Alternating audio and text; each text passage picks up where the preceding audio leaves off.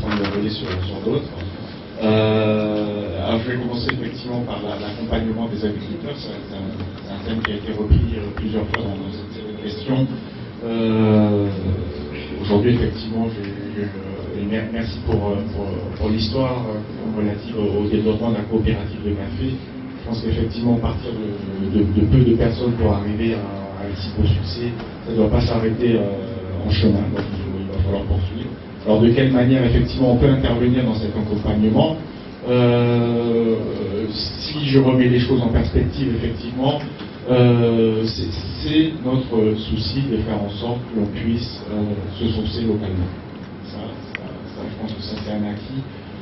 De quelle manière ensuite on le fait? Il faut aussi que les filières puissent se développer pour qu'on puisse amener, nous, après, un soutien. Effectivement, je pense que c'est pour ça qu'on parle de création de valeur partagée, il y a aussi le partage des responsabilités. Heureusement ou malheureusement, Nestlé ne peut pas tout faire. Et je pense que ça, c'est important de le garder à l'esprit. On a une expertise, on est prêt à la partager, et il va falloir trouver les moyens de faire coïncider les attentes de chacun pour que chacun puisse trouver le mieux qu'on a attiré l'un et l'autre de ces partenariats. Et ce que je souhaite dire en préambule à tout ça, c'est qu'effectivement, Nestlé n'est pas le seul et l'unique moteur, que ce soit dans la recherche, que ce soit dans l'accompagnement des agriculteurs, que ce soit dans l'accompagnement de la diffusion d'ouvrages scientifiques.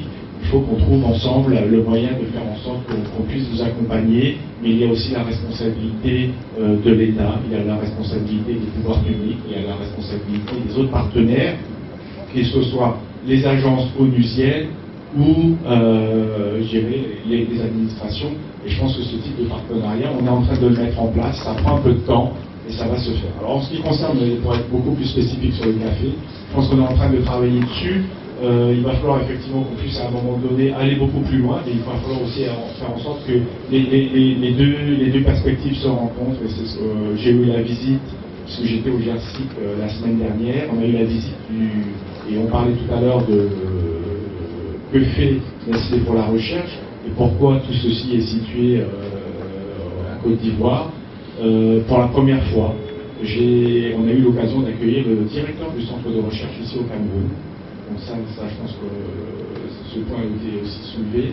Et il est intervenu au sein du GERSIC. Alors effectivement, je pense qu'aujourd'hui, cette exposition que l'on a mis devant de la scène de Nestlé en tant que moteur possible de la recherche camerounaise, c'est un message que l'on a fait passer au ministère, à Madame la Ministre, pas plus tard que la semaine dernière. Et je pense qu'on va trouver aujourd'hui les moyens de pouvoir discuter, d'aller plus loin, à répondre à la question comment on fait pour supporter la recherche. Oui, il est possible aujourd'hui que Nestlé puisse supporter la recherche. Il peut y avoir des ouvertures dans notre centre de recherche. Aujourd'hui, il faut savoir que ce centre de recherche accueille 3 chercheurs camerounais.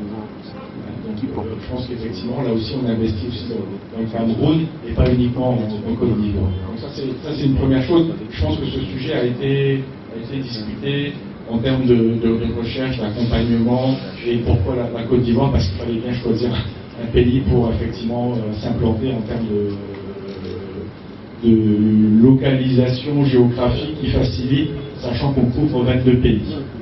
Autre chose aussi, sur le Congo-Brazzaville, comme ça je peux éluder la question rapidement, c'est simplement alors moi j'étais en charge des 2 Congos.